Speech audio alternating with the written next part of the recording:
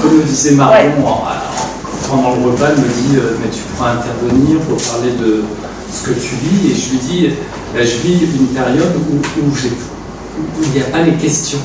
Ouais. Alors que j'ai vécu pendant des mois, des années avec plein de questions.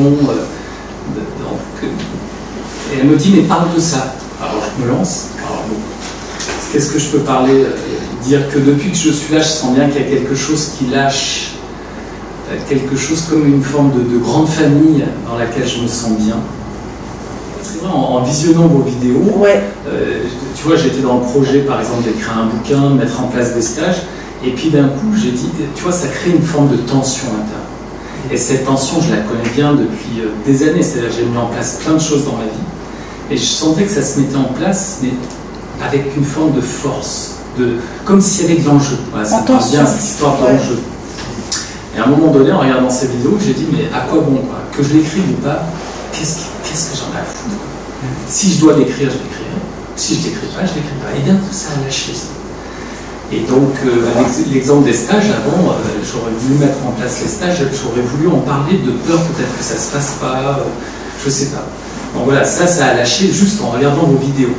Après, on s'est vu à 7, donc ça fait un mois de ça. Après 7, effectivement, j'étais dans une forme comment dire, d'euphorie où c'était là en permanence.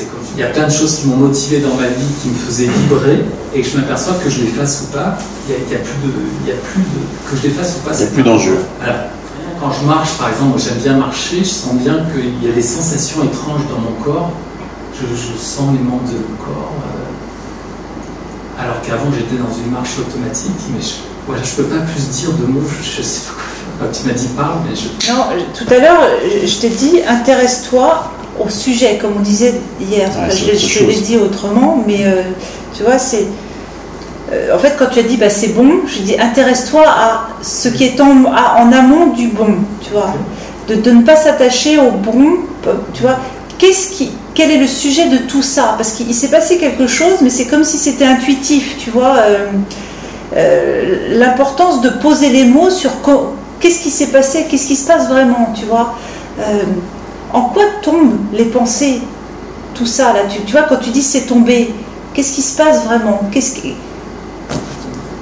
L'invitation, elle est de ce côté-là, tu vois. Mais ça tombe dans une espèce de vide, un vide plein. Et quelque chose d'accueillant, quoi. Et c'est très bon. Mais quoi dire d'autre, tu vois, je mets bon. Oui, alors, quand tu dis, ce que Marion te souligne, c'est que quand tu dis c'est très bon, tu t'intéresses à l'expérience. D'accord. Il n'y a aucun problème avec ça. Sauf que quelque part c'est un piège, parce que très vite on retombe dans mais moi j'ai envie que ce soit bon pour moi. Tu vois, au lieu de rester en tant que vide plein. Qu'est-ce que c'est qui est premier? Le bon ou le vide plein? Alors demain en tant que vide plein.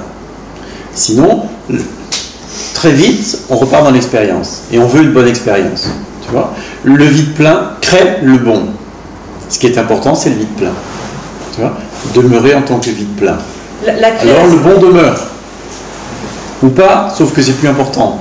Parce que parfois c'est bon, parfois c'est pas bon. Mais en tant que vide plein, peu importe ce qui arrive, c'est pas grave. Si tu t'attaches ou si tu laisses le regard se porter beaucoup sur le bon et pas beaucoup sur le vide plein, un jour ce sera plus bon. Parce que les expériences, elles vont et viennent. Et pourtant, j'ai la sensation, en tout cas, parce que les expériences vraiment, j'en ai vécu. Ouais.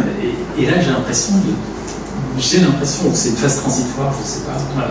Et effectivement, j'entends bien ça, hein, ce truc de poser le regard. J'ai l'impression que... Non, que ça, l'expérience, elle ne m'intéresse pas.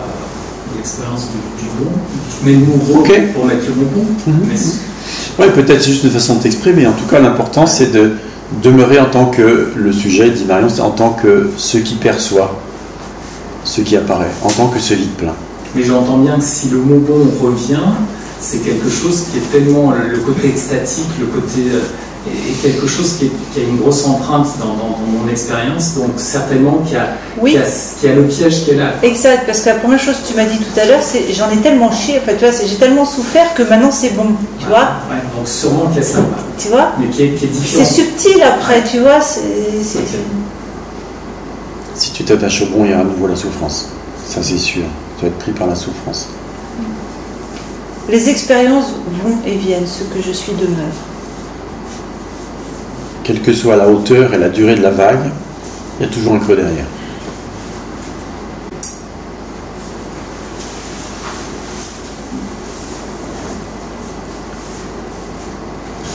On pourrait dire ce que je suis est à couleur, en dehors de couleur.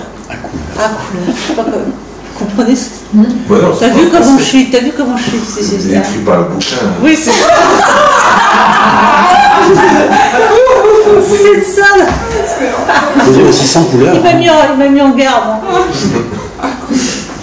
Et surtout avec la préface. Il s'extériorise apparemment sous forme de différentes couleurs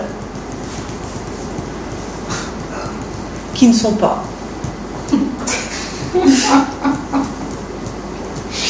Ah ouais, chouette, qui ne sont pas.